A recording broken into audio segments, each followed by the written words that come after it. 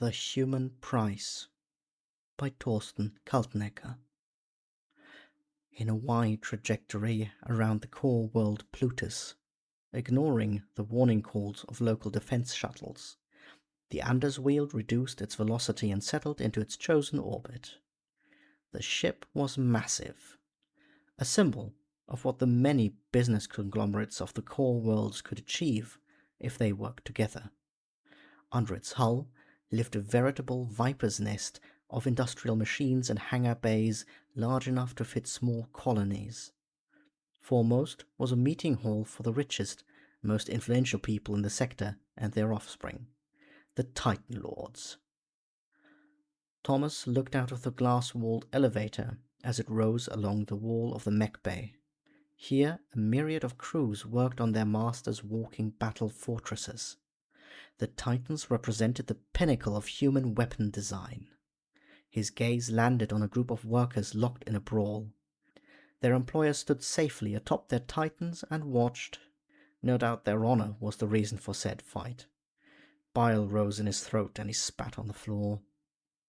Half an hour later, he sat in the cockpit of his own Titan and waited for another elevator to carry him to battle. That was why, in spite of the many possible contracts he could have taken, he had come to the Andersweald. Today, he would fight not for money, but, as his father had said, for something greater than himself. Fomin Conflict Investments, the company his family had built from nothing, had unintentionally been challenged. A grave insult to one of, if not the foremost colony acquisition and development businesses in the core world. Thomas sighed as his hands activated the systems of his Titan, and, with studied efficiency, went through a systems check. The reactor deep in the chassis began to purr. The duel was over an insult his father had received. Apparently, he'd had dinner with one dignitary or another. Thomas did not care enough to remember the offender's name. Said dignitary had not poured his father's wine, despite having invited him to his house. How dare he? He might as well have slapped the man on the doorstep and be done with it. Annoyed, he shook his head and sighed again as a small sun's worth of primal energy surged along hyperconductive cables and ignited his fuser. The weapon's barrel glowed ominously in the dark of the slowly rising Titan elevator. It bathed his surroundings in a violent red. No matter what ideals he strove to uphold, whatever challenges he mastered, and deals he brokered, in the end, it all came down to this: blood spilled in the name of a hurt ego. At the flip of a switch, the chains of the mighty flail, his preferred close combat weapon, released, and 2 tons of spiked metal doom left a crater in the floor plating next to him.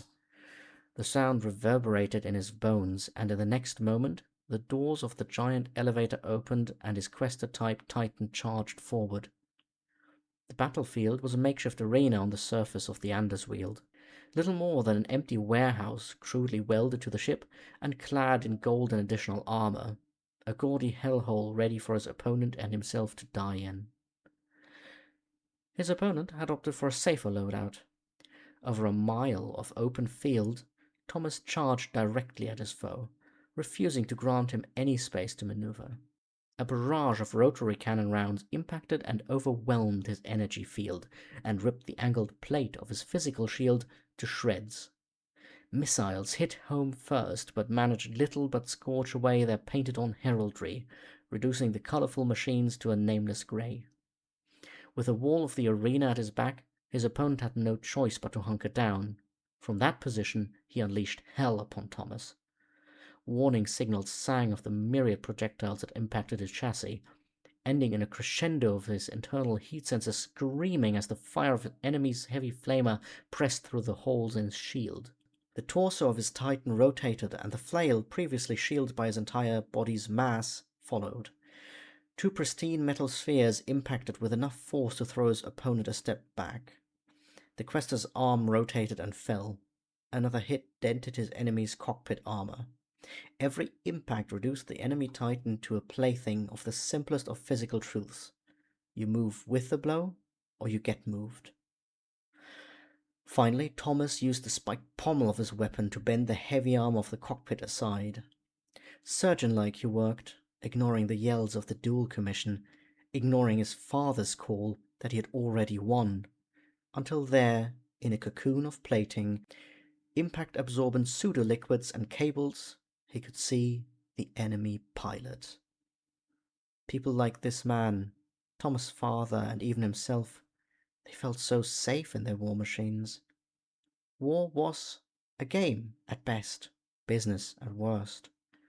How often was any one of them even in danger of dying, even if they lost? What a bunch of... he said into the loneliness of his cockpit. His hand found the switch that activated the hull speakers. Whoever, of whatever family, in the name of foment conflict investments, I sentence you.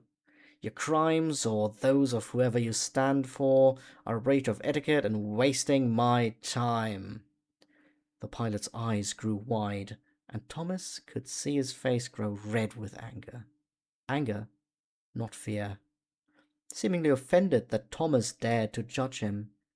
It was ridiculous. The sentence is death.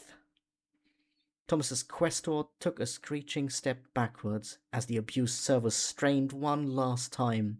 His hull-mounted fuser pointed upwards at the ceiling and unleashed a red beam of concentrated heat. Most of the material instantly vaporized, but enough melted into a thick stream of liquid gold that rained onto the cracked Titan before him. You can't take the danger out of war, Thomas thought. It was time someone reminded them.